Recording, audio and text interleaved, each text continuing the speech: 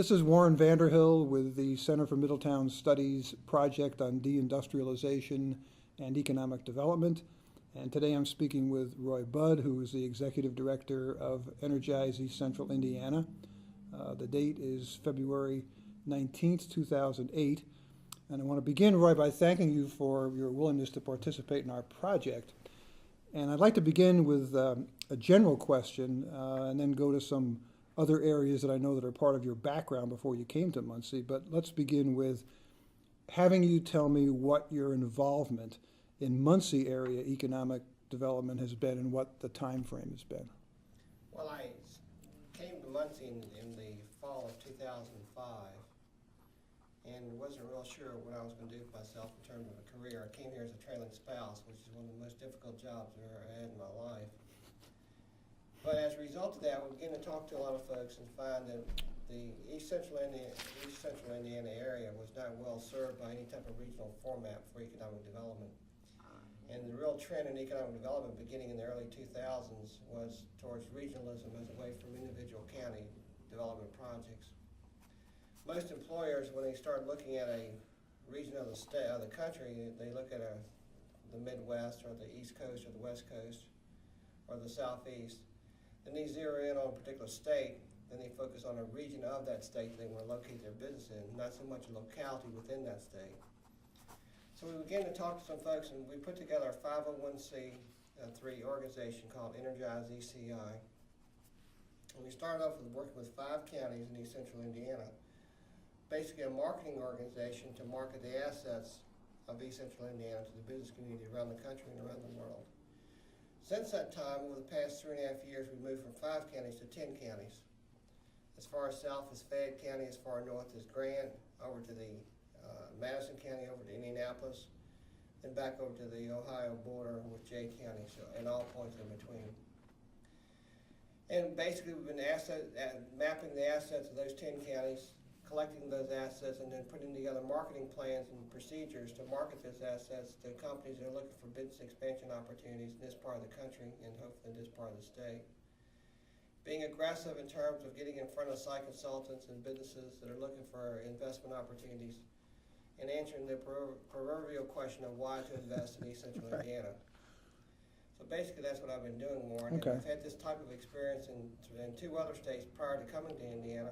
Let me ask that question. That's my next question. So what I want to do is then have you focus on your involvement with economic developments previously, and then perhaps compare and contrast those with what you found when you came to East Central Indiana. Be glad to. Started my career working in Virginia. Spent about 32 years working in workforce development in the southeastern Virginia area. Spent most of my career in the Hampton Roads area. Some people call it Tidewater, Virginia. Some people call it Hampton Roads, same area. It included 6 cities and 4 counties in southeast Virginia. We were affiliated with a community college system there for a while doing workforce development programs, and then moved from there to a regional program called the Hampton Roads Partnership. Okay. And in that, we basically was a marketing organization looking at generating prospects and recruits to come to Hampton Roads for business investment opportunities. In Hampton Roads, we had a couple things going in our favor that was very positive in terms of marketing that region as a product. One, we were right to work state, being this right to work state here in Virginia, which meant that a lot of foreign investors were very attracted to that part of the state because of the lack of unionization. The second thing we had going for us in Hampton Roads, Virginia, was we had the 2nd largest port in the country, the Port of Hampton Roads. So there was a lot of commerce coming through the global trade that was taking place in the ports, and that was generating a lot of spin-off activities as a result of that. Third thing we had going was we had the largest influx of military personnel in the country, the world's largest naval base there in Norfolk. And with that large military population, we had about 80,000 military spouses that provided a very good educated workforce for companies looking to locate there in Hampton Roads. The negatives was that we really didn't have a cohesive regional program in place. Each city thought they were the anchor city whether it be Virginia Beach or Norfolk or Hampton or Newport News or Suffolk or Portsmouth or Chesapeake. They weren't willing to concede to the fact that probably the economic engine of that area was the Virginia Beach, Norfolk area. They all felt like they were the hub, and that was not the case. So it took a while for us to get them to play in the same sandbox. But we were able to do that. And typically in that part of Virginia, and in Virginia in general, we were always below the national average when it came to unemployment rates. We were always below, we considered ourselves recession-proof because of so much military spending that took place there. And it was a pretty good market to market around the country. Mm-hmm. From there, I moved to Massachusetts. And in Massachusetts, living in the Boston area, I began working with the Boston Redevelopment Authority, doing economic development from that standpoint. And there it was pretty easy because Boston was the hub city. Right. And everything revolved around the city of Boston for the most part. And they had some strong financial institutions and financial markets there in the Boston area for New England. But better yet, they had 56 colleges and universities and 310,000 college students, the second largest concentration of college students in the world behind Tokyo, Japan, which made for a very enlightened and educated workforce for companies to draw from. Yeah. A lot of research going on at the institutions there as well, and there was a lot of technology transfer taking place as a result of that research. So a lot of new business startups as a result of being affiliated with the university research programs. Then probably the best healthcare facilities in the world with all the hospitals that are located there. And there was a lot of research that was going on at the hospitals, and consequently a lot of business startup opportunities there. So life sciences was a very strong component of our economic development program for the greater Boston area. Mm-hmm. Some of the downsides of working in the Boston area was the high cost of housing, high tax rates, very cumbersome political structure that you had to kind of work your way through as best as you possibly could, highly unionized workforce. I would say somewhere close to 65 to 70% of the workforce was unionized there in Boston. So labor costs were very high. And so those are some of the disadvantages we tried to offset, and it was very difficult sometimes to kind of offset the negatives versus the positives. But again, very highly educated workforce, and that was our main attraction tool to get companies to locate there. Moving from Boston to Muncie, Indiana, coming to a Midwest state for the first time, it was kind of eye-opening for us. We did like the idea of the Indiana hospitality. Civility is alive and well here, and we appreciate that. Cost of living is very reasonable here in this part of the country and in this part of the state, especially with housing costs being so low. Your employees can actually afford to buy a home here as compared to not being able to afford to buy an apartment or a condominium in Boston. Very contrary to what you might hear from local and native Hoosiers, the tax structure here is very reasonable compared to where I came from on the East Coast, both Virginia and Massachusetts. Even though Hoosiers will lead you to believe the property taxes are the highest they've ever been, that's not really the case when you do comparison around the country. And the other thing I really liked about Indiana was the geographic location. It truly is a crossroads of America, which lends itself very well to transportation, distribution, and logistical companies locating to this part of the country. There's only 2 cities in the country that has 5 interstate highways merging through the city limits, and that's Dallas, Texas, and Indianapolis, Indiana. And so it's a great transportation and distribution center because of that infrastructure that's in place with the highways. As you look back on your own life, could you comment a little bit on what part of your preparation, educational background has helped you the most in economic development? You know, I was a typical college prep student in high school. Went to Virginia Commonwealth University on a basketball scholarship, and there majored in business administration and economics. And kind of gave me a broad background to go into economic and workforce development. But I guess the biggest part of it was knowing how communities need to work together, knowing how incentive packages to lure companies and organizations to your state or to your region, how important they are. I wish I would have prepared a little more stronger in the financial background, because that's very important in the type of jobs that we're doing right now in terms of incentive packages. But I think people skills are important, salesmanship skills are important. just basic marketing background, and so marketing was a course and a subject that I always kind of excelled in and really enjoyed. And then I got a master's degree in economics as well as a master's degree, an MBA program that I went through as well. So I've got 2 master's degrees, one in economics and one in MBA. Okay. And that served me pretty well in preparation for this type of work. Could you talk a little bit about some of the specific initiatives that you've been involved with in the relatively short time that you've been in Muncie? What we've done that I'm probably the most proud of is that we've been able to get 10 counties to work together in the same sandbox. I'm very pleased by that. I'm very conscious of the fact that I do not receive public dollars to run Energize ECI. It's all private sector driven, and that's by design. We do require each of the counties to put up $4,000, which goes into a separate budget pot that we use for collaborative marketing programs. Okay.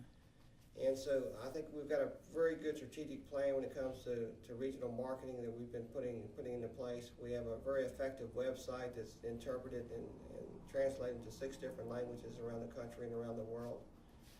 And we actually get out in front of a lot of people around the country and talk about Indiana and East Central Indiana. That's something that hasn't happened a lot of here in the state in previous years. If you look at the history of Indiana, and Warren, you probably know this better than I do, but prior to the 1900s, Indiana was known for its entrepreneurship and its work ethic. Yeah. And at that point in time, the old saying is, what made Indiana is what Indiana made. There was a lot of manufacturing. There was a lot of people building things with their hands and with their machinery. And it was a very innovative state when it came to machinery and engineering. If you look at the history of Borg Warner and Warner Gear, if you look at the first automobile, automatic transmission was developed here in this state. So there's a lot of history here in terms of manufacturing and making things. And then at some point in time, right around the 1940s, 1950s here in the state, we had all these factories, mainly the automobile industry came in with automobile parts manufacturing, came into our state, and basically had manufacturing jobs that were kind of pre-engineered, kind of dummied down, if you will, that didn't require a lot of skill sets to do the work. And we brought in an influx of workers from Appalachia. And they came in record numbers because the jobs were here, as they did to some other states in the Midwest. Michigan comes to mind. And so we had a lot of factory jobs and a lot of factory workers making very high wages for very marginal skill sets. And then about the 1970s, we began to see some of the manufacturing jobs being outsourced because of foreign competition, mainly because of the price of labor being so low in countries like China and Thailand and Japan. And then many of those manufacturing jobs left us because of some legislation that we passed about that time in the early 90s, for example, in NAFTA. And so now we had fewer manufacturing jobs, and the manufacturing jobs we did have still maintained were really high-skilled, high-performance type of opportunities, with the labor force didn't have the skill sets to really accommodate. So we were left with a large number of folks in our workforce who had marginal skills with no job opportunities to match up with those skill sets, and certainly decreased salary levels. So since the 1980s, mid-80s, you've seen a downturn in per capita income in this region. You've seen a downturn in population in this region, and you've seen a downturn in job development in this region. We've had a net job loss for the past 15 years. And so we're in a real transition period right now. I do think that our economy here in East Central Indiana has troughed out. We're beginning to take the upswing. There's one major employer who will probably be leaving our region and our city here in March of 2009, that's Borg Warner. Kind of sad because Borg Warner started in Muncie, Indiana, and we'll be losing 900 really good paying manufacturing jobs in March of 2009. But having said that, that will be the last vestige, if you will, of UAW membership in Muncie, Indiana.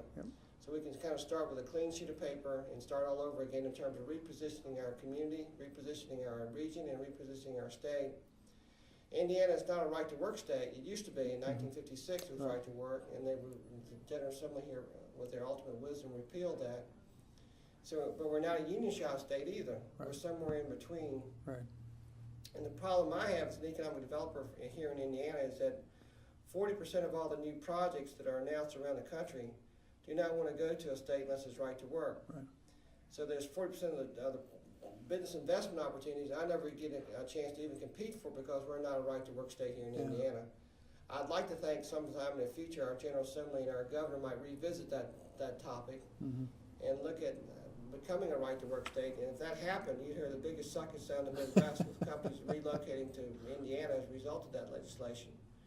But that's kind of a political stance that I'm taking on that. But right now, less than 18% of our workforce belongs to an organized union here in East Central Indiana, and that figure is decreasing each and every day. So there's just some of the challenges I see out there. Some of the biggest advantages, though, is that Indiana is the lowest cost of doing business state in the Midwest, 4th lowest cost of doing business state in the country. We have the 2nd lowest cost of unemployment compensation rate in the country. So you can afford to do business here, and your employees can afford to live here. And we're trying to promote that as a competitive advantage for us when we market to new companies, new organizations. Well, as you look at the initiatives that you've been involved with, what things have worked and what things haven't, as far as attracting people to come here? Well, the typical economic development model is that you go out, you recruit companies to come locate here, you give them free land, you provide tax abatements, you provide other incentive packages, hopefully trying to lure them to come to your community. That's, in my way, the gunslinger mentality to economic development. And a lot of that goes on, but to be successful, you have to have more going for you than just that. You have to have a good infrastructure in place to make your community very attractive for companies who want to locate here, not just because of incentives, but because they really want to be here. Right. We have a great mid-major university here in our community that I think we haven't leveraged those assets as best as we possibly could. We're doing a better job of leveraging those assets at the university, more so now than we've ever had in the past because of a number of different reasons. We have an emerging community college system now that's more effective than it has been in the past years. They're very good at workforce training and industry certification programs. The low cost of land is very attractive to companies. The cost of doing business here is very low. So I think those are some initiatives that we're really trying to tout as we go out and talk to businesses as to why to invest here. But the real thing we need to concern ourselves with is that we have to be proud of our community. And then being proud means looking after litter control and taking care of our roadways, our sidewalks, and making sure our infrastructure is in place to accommodate new business development before they actually ever get here. It's like a chicken and egg syndrome. You have to provide the infrastructure and use that as part of your marketing portfolio to get the company to come here. We have to do some work in terms of certain amenities that young people are looking for in the community. We don't have some of those amenities at this point in time. But then we have to do a better job of touting the amenities that we do have, such as recreational activities that are very abundant throughout East Central Indiana, with golf courses and the Cardinal Greenway and biking courses. We have a number of cultural and arts programs, probably one of the best university museums I've ever been affiliated with right here at Ball State University. The downtown Muncie area's got a lot of art studios, and they're popping up everywhere. Minnetrista Cultural Center is something that's really unique to our community. So there are some real assets that we need to do a better job of marketing. Okay.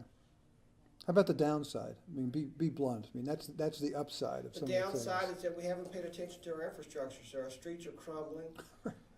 There's a lot of blight in the area because of a lot of brownfields that are available here, because there's industries that have moved out, and we haven't held the corporation's feet to the fire, so to be, to clean up some of the mess they've left when they vacated our city.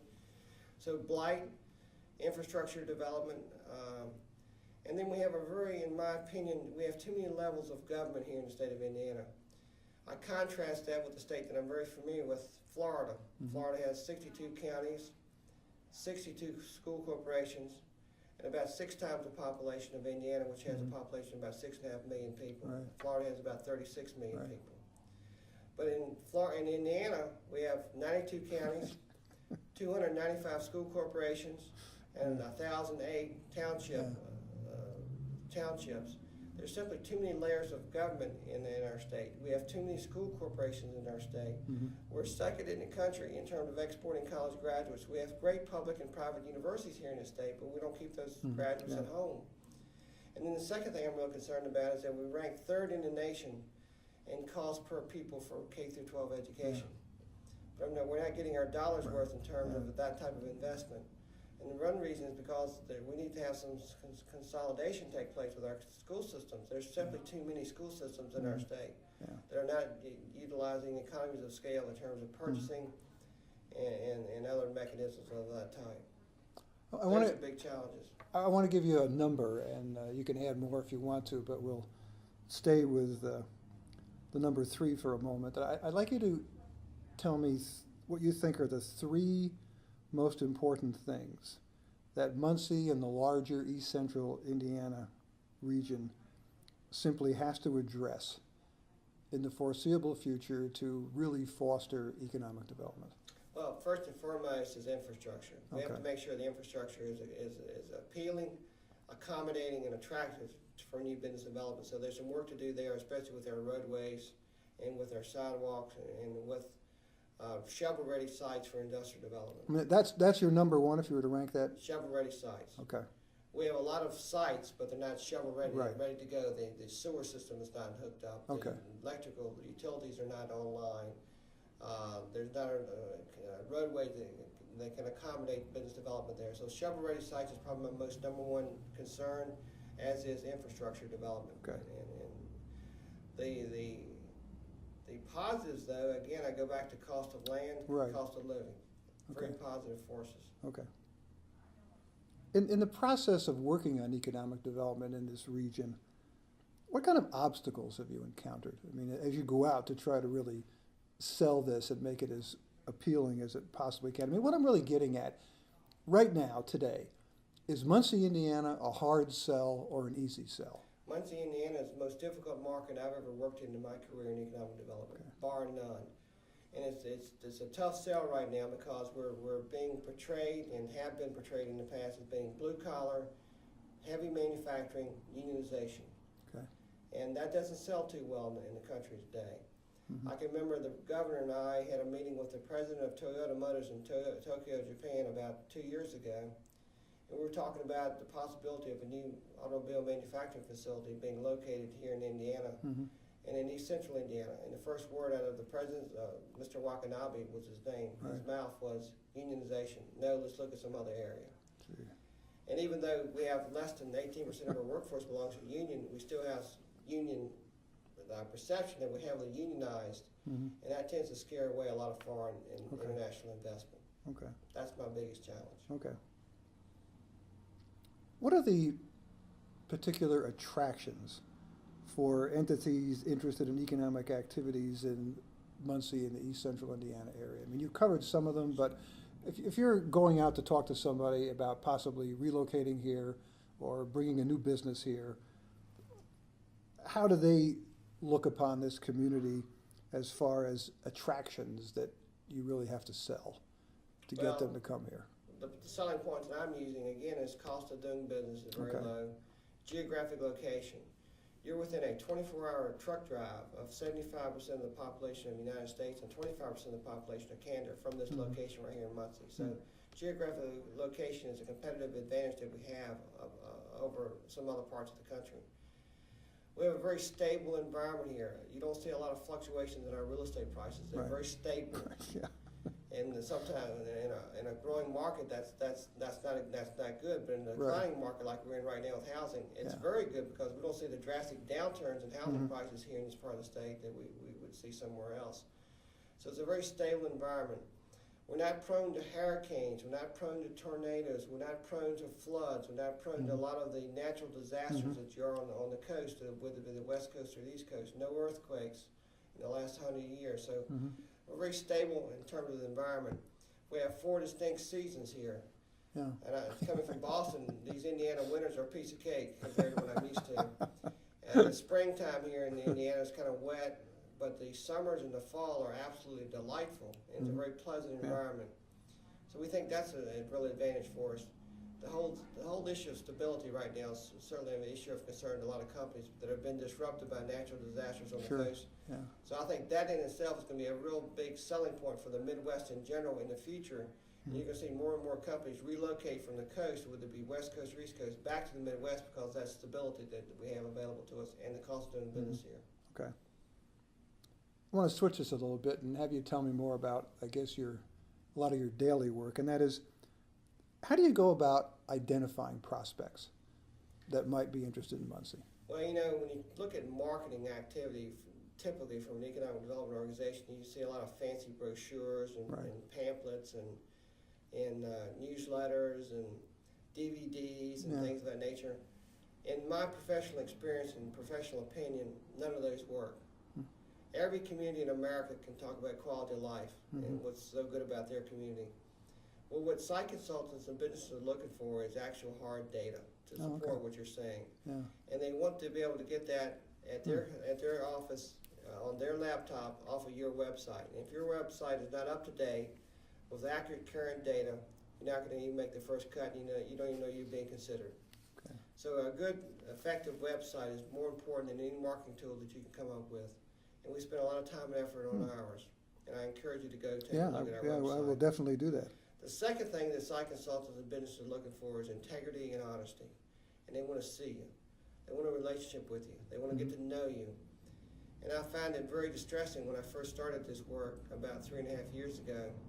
I'd call upon site consultants as close as Chicago, and they would tell me they've never had anybody from Indiana call upon them before. And so now we're getting out in front of people where most of the site consultants are located, cities like Dallas, Houston, Atlanta, New York, Chicago, Boston. Getting out there at least once a year, maybe sometimes twice a year, to meet these people one-on-one, have a cup of coffee with them, break bread with them over lunch, and talk about what we can do as a partnership between their site consultant client and our state in terms of trying to encourage them to take a look at Indiana.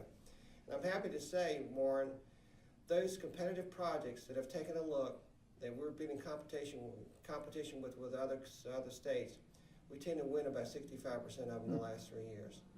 So we can compete, but we have to get them to take a look first. So my main job is to have a good, effective website that can attract international market contacts, get out there and travel around the country and meet these people directly, these site consultants, and also to follow up, to make sure that we stay on their radar screen. Okay. Right now, are you looking for, I'm talking about this in a targeted fashion, particular kinds of businesses that might like to come here? We are. Some people tend to use the old mud against the wall philosophy, throwing out mud balls against the wall so it would stick.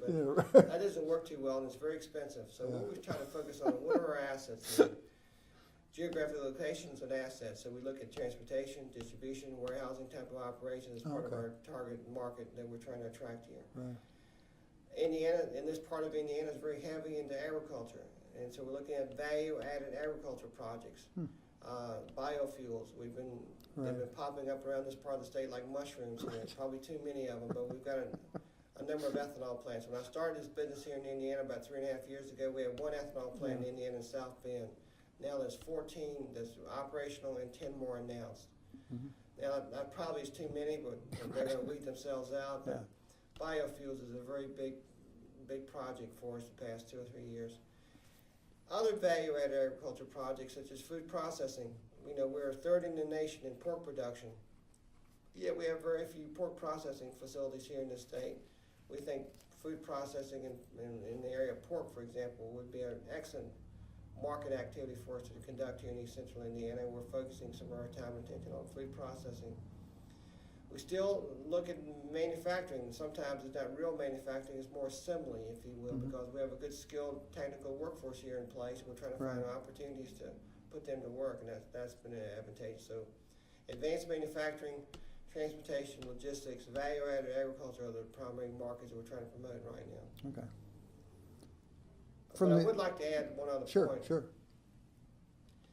We've got 3 great public universities in the state. Purdue is known for engineering and manufacturing, advanced manufacturing. IU is known for life sciences. Ball State's becoming well known for telecommunications and digital media. We think this whole digital media market area can be a new industry cluster for the state of Indiana, operating right here in East Central Indiana as a result of the research being done at Ball State University. And so we're looking at that as an emerging market, if you will.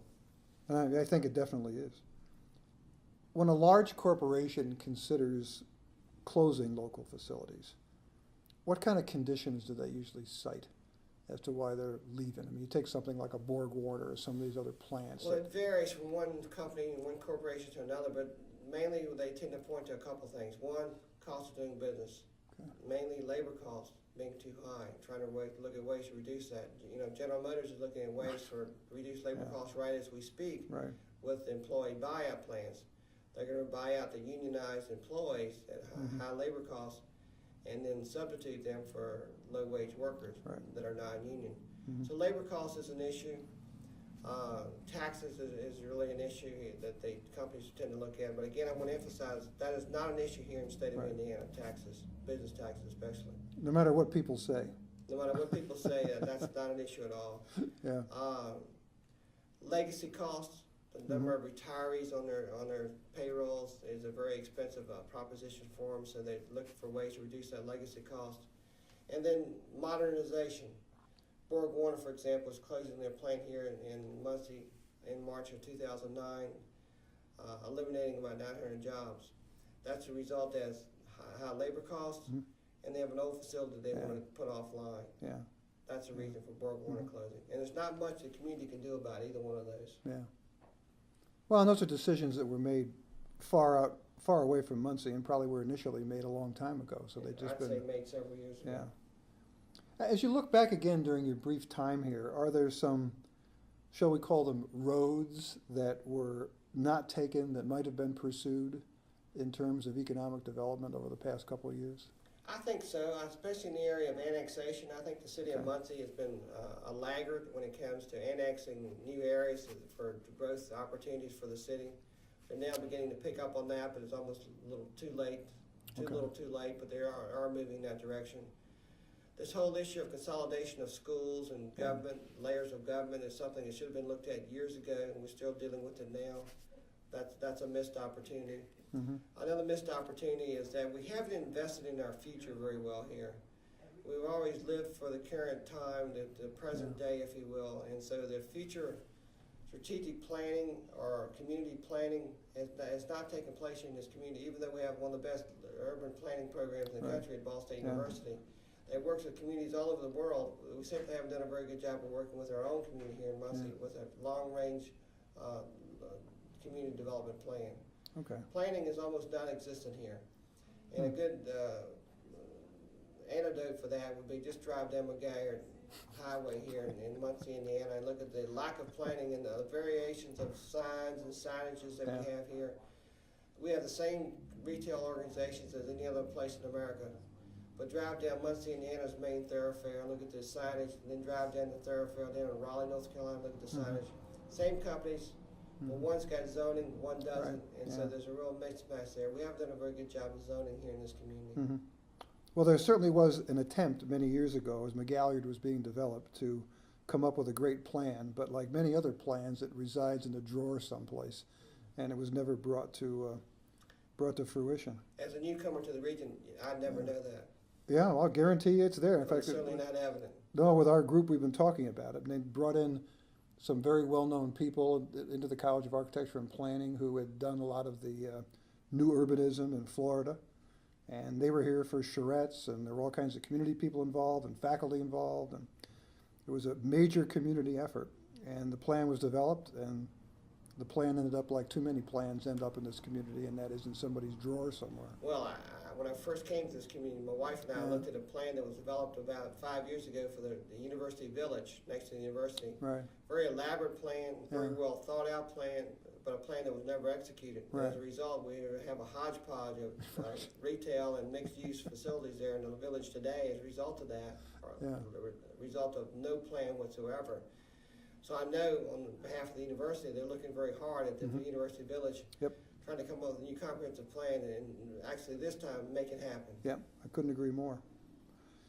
More to your responsibility area, an area of current expertise, what role do you think Muncie should play as a center for East Central Indiana development? Well, by any benchmark that you want to look at, Warren, Muncie, Indiana is the economic engine for East Central Indiana. Yeah. The problem is the folks in Muncie have not accepted that leadership role.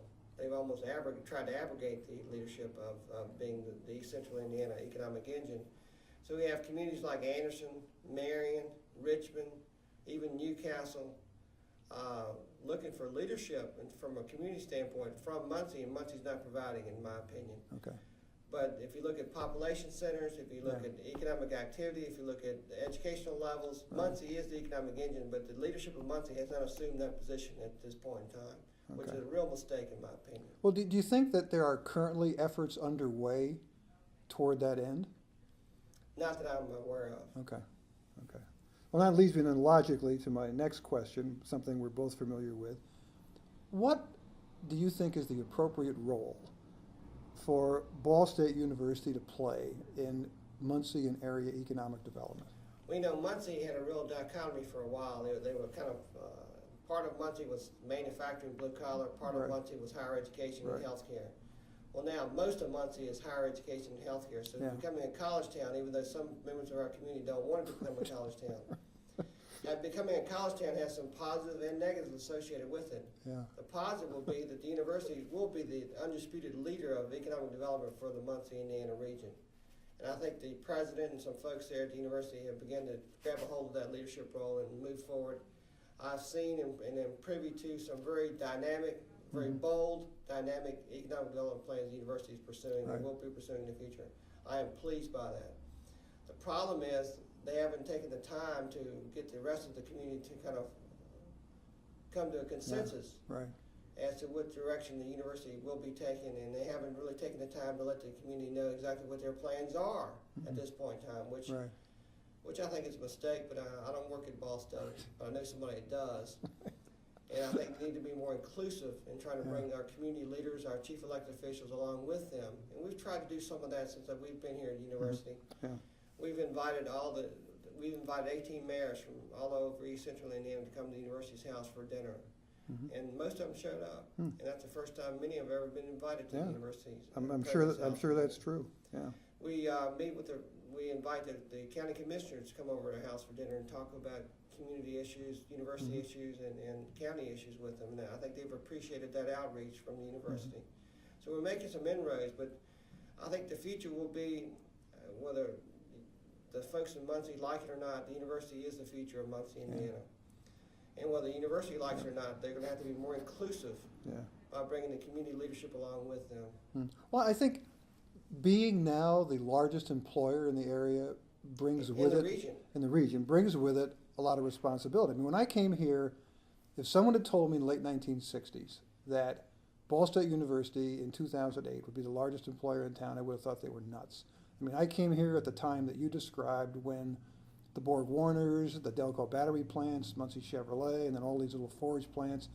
I mean, this was the basic economic underpinning of this community.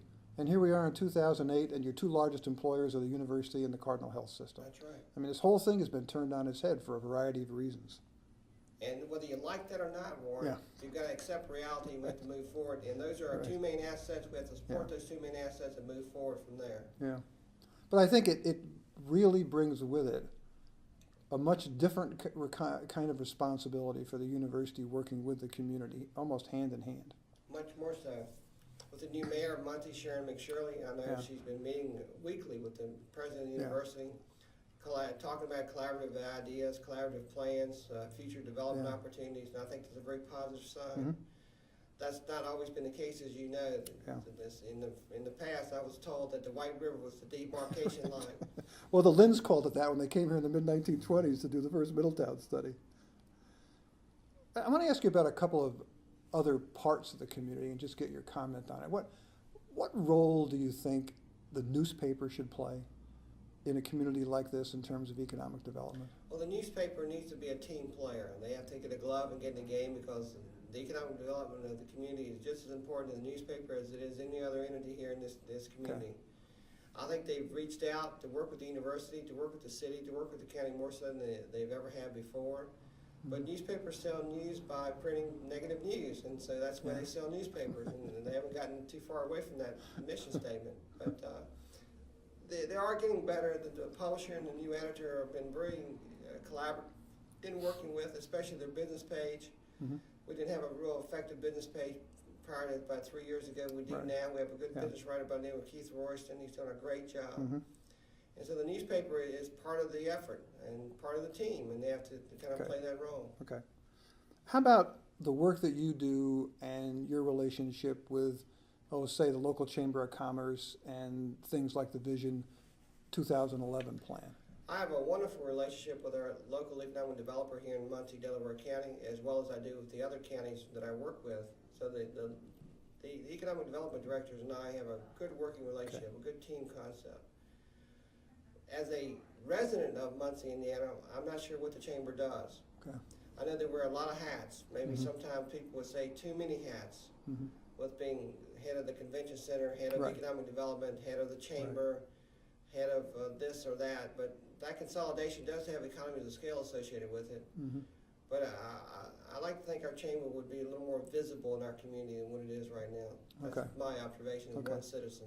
Okay. I mean, obviously you are familiar with the history of the Horizon plans and the Vision plans, and now they have Vision 2011. Yes. And are those areas that you work with in your attempts to market the larger East Central Indiana region? Very much so, but if you look at the vision plans, not only for Muncie, Delaware County, but for their surrounding communities as well, we still have had, over the past 6 years, we've had a net loss of jobs.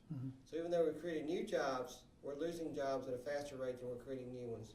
Okay. And typically the new jobs we're creating are at a lower wage rate than the ones that we've lost. So consequently, per capita income continues to decrease. And until we turn that around, per capita income, that whole benchmark measure, we're going to lose wealth in this community, which we've already lost. We're the only region in the state of Indiana, and there's 11 regions that are losing population. And we continue to lose population. Just look at our Muncie Community Schools. It's a downturn in student enrollments that we've had over the past several years. So I try to work with them as much as possible, but again, I represent a region, not a particular community. Okay. Well, those are all the formal questions I have, but at the end of my interviews on this project, I always give my interviewee an opportunity to add any concluding comments that you might wish. Well, I tell my friends back east, if you knew about us, you'd already be here. Okay. I know the issues that they're struggling with back east in Virginia and Massachusetts and the Carolinas are different issues that we're struggling with here. We do have some challenges in front of us, becoming more of a knowledge-based economy, getting away from the Rust Belt economy that we're involved in at the present time. But it's a good place to live, it's a good place to work, it's a good place to play, very inexpensive place to live, a good cost of doing business here. Those are all real positive advantages. I wish we'd be a little more aggressive. You know, Hoosiers typically are not very good at tooting their own horns. They have to do a better job of marketing their assets and getting out in front of people. And we're trying to do that here with Energize ECI. Okay. Thank you very much for your time. I really appreciate it. You're certainly welcome to, Warren. Appreciate it. That was great.